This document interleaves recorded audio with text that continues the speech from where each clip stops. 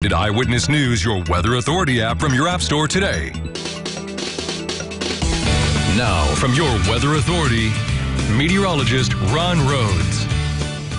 Well, the snow really coming down here. This is right inside the Warwick County line. That's the Deaconess Gateway. It's our Fence Pros camera looking out, trying to look out anyway, toward I-69. We can see Highway 66 and not much beyond that as that snow's coming down at a pretty good clip. That's pretty much the center of the low that's spinning its way through the tri-state. So a pretty good burst of snow cutting through the Evansville Metro. It's headed for you, Owensboro. You're going to see the snow pick up here in a little bit.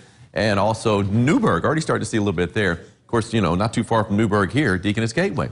Now let's kind of take another trip. Here's Owensboro. And again, the snow is going to be picking up here again soon enough. And I'm just expecting snow from here on out. I mean, the temperature at 5,000 feet across the entire tri-state is below freezing. I mean, it's going to be coming down as snow. And even though the temperature in some places might be a little bit above freezing. But it is below freezing here in Evansville right now. Are those white caps there? I mean, we're not expecting a whole lot of wind out there, but it is going to vary in direction because we have that low kind of spinning its way through. Anyway, Baptist Health, a lot of clouds, not seeing a flake of snow there, looking south in Madisonville. As we take a look at what's happening to the north at the airport. 30 degrees, so the temperature down another degree. We've got that because we have that snow kind of pouring on down, dragging some cold air with it from aloft. But I think we recover and make our way into the mid-30s. We'll see some melting. West-southwest wind, though, has picked up at the airport at 15 miles an hour. Again, as that center of that low moves through. 32 now in Princeton, though. 34 degrees in Vincennes, 32 degrees in Carmi, 31 in Jasper. So all of us pretty much hanging right around that freezing mark, if not just a little bit below or maybe a little bit above like they are in Vincennes at 34. Had 2/10 of an inch of ice in Vincennes. And really, as you worked your way north, the icing got even worse. And we had our bout with the ice too, obviously, but a little bit worse in central parts of Indiana, around Terre Haute and Bloomington. Check this out. This, I mean, with the weight of the ice on these trees, and a lot of these trees still having leaves, boy, it was kind of tough for them last night. That's kind of a sad sight right there. Richard Sager in Whitesville, he's the one that sent me that early this morning. As he woke up, he saw his tree looking like that. It looks like it's already a willow, but it looks like it's basically being dragged down a little bit more than it normally would.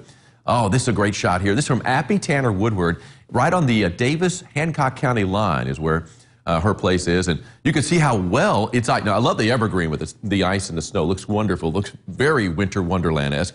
But that's a pretty good shot of ice you can see on these branches with some snow on top of that, too. So, Appy, thank you so much for sending that. Loved all the pictures. I mean, I don't love them when they're icing and the poor trees are down, but, I mean, it gave us a really good take all across the tri-state on what you had in your area. Well, here's that little burst of snow that's moving in with that area of low pressure as it pushes through the Evansville Metro, extending down to the south into Hopkins County. So, you know, we saw that Madisonville camera, no snow yet. Looks like you're going to see the snow pick up a little bit here pretty soon. This is a 1-hour loop. You can see making a little bit of progress and that counterclockwise flow with that low. And Owensboro's headed your way. Same goes for, you know, Rockport. Tennyson, you're going to be seeing it here fairly soon. So most of that snow south of 64.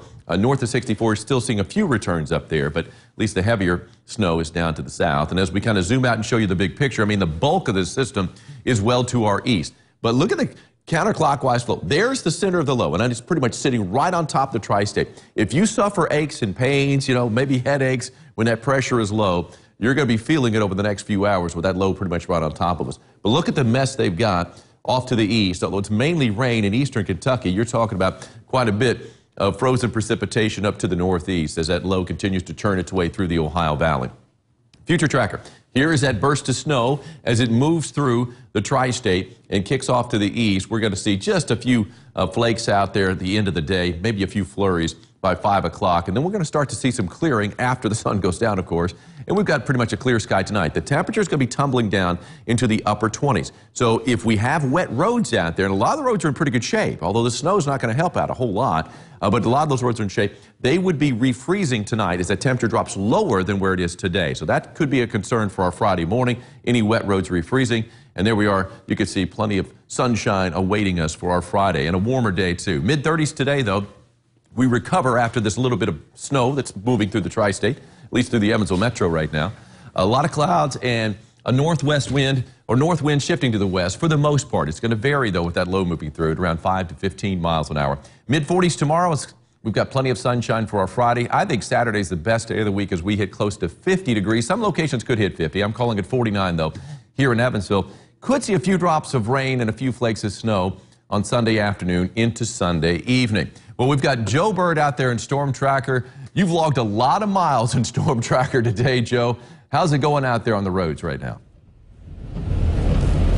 I tell you, Ron, right now everything is going fine. The roads are quite wet because, as you just mentioned, that burst of snow is coming through the Evansville area right now. And luckily, of course, nothing's sticking on Highway 41 right now. But yes, it is wet this morning. Got two things going on. The wet roads for sure, as you see right now on our rooftop camera, but also visibility is a bit low as well. Not too much snow coming down, but nonetheless having to use the wiper on our rooftop camera to keep the snow off of it so you can kind of see what's going on. But here's some good news.